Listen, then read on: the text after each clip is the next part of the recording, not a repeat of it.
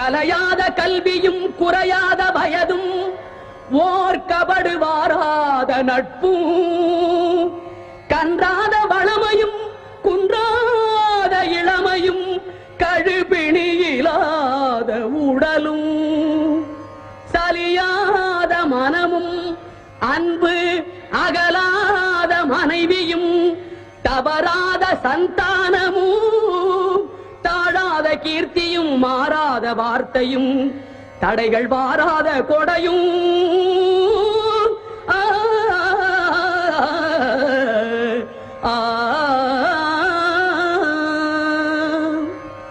தொலையாத நிதியமும்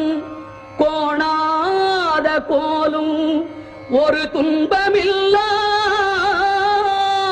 வாழ்வும்